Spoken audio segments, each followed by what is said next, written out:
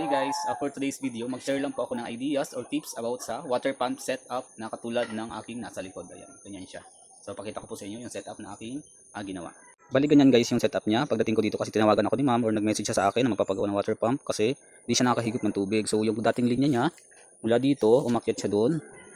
Then bumaba dito sa balon. So ang ginawa ko, para di na siya masyadong mahirapan yung water pump, nilagay ko siya dito sa baba. Ayan. Gumamit tayo dito ng check bag. Then 3/4 nga pala yung piping niya. Then yung kanyang union patente. Ayan. Tinagot ko siya doon sa pader ng kanyang balon. Then dito, ilagay ulit ako dyan ng union patente doon sa dugtungan para in case na may gagawin or maglilimas. Meron siyang union patente doon. Bali 3 tubo nga pala yung haba ng ginamit kong pipes. Bali 3 siya. So 30 feet siya. PVC 3/4. Ayan, ganyan siya. And pagdating ko, nakakabit na rin yung kanyang APC. So ang ginawa ko na lang, install lang ko siya nito. Binago ko yung piping niya kasi dating pipes niya dito sa itaas. Yan. Ganyan siya. So inayos ko na lang siya. Bali kaya siya ganyan bali-bali kasi yung setup niya ganito na talaga siya pagdating ko. So ginawa ko na lang ng paraan para mas maayos-ayos siyang tingnan, mas maayos-ayos yung pipings. Then yung wirings naman, mula dito sa APC. Yan, meron siyang APC. Nagkabit din ako dito ng sa kanyang tangke, 42 gallons yung kanyang tangke na stainless. Kabit ako dito ng another pressure switch and pressure gauge. Ayan. Gumamit lang tayo dito ng T. Nagkabit ako ng pressure switch kasi yung APC is 50 PSI yung kanyang capacity. So 50 PSI yung kinakargahan dito sa tangke. And para sa akin masyado siyang mataas kasi mga PVC lang naman yung kanyang linya ng tubo. Yan. Kaya nilagay ako ng pressure switch para set ko lang siya sa 30 PSI or 35 PSI. Yan. Nakaset na siya sa 35 PSI. Bali bumaba lang siya ng konti kasi binawasan ko. Yan. Yung wirings niya galing dito sa outlet. Yan. Pumunta siya dito.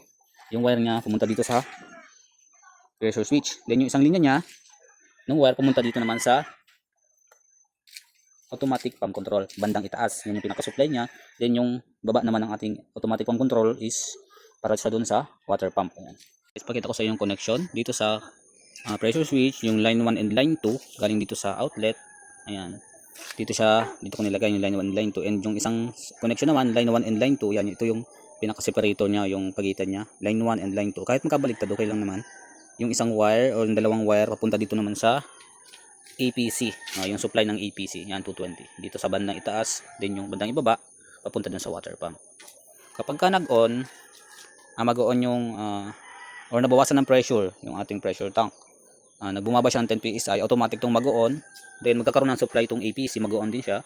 Then kapag ka napuno na or kapag ka na-reach na ng pressure switch yung pressure, nag-set na siya sa 35 yung set ko, is mag-off siya, then mag-off na rin yung APC. Ganun yung ginawa ko. Hindi natin siya pwedeng dito yung ilagay yung supply kasi pag dito natin nilagay yung supply galing dun sa outlet, then yung supply nito papunta dun sa pressure switch is mag-failure siya. Hindi siya gagana ng maayos. Kaya dapat ganun yung setup na ating gagawin.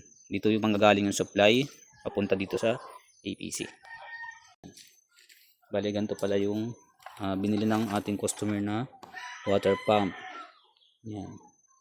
Self priming jet pump na 1.5 horsepower. So hanggang dito na lang guys. Kung gusto niyo naman ganitong klaseng video and kung may natutunan kayo, please like, follow and share. Thank you. Mabuhay.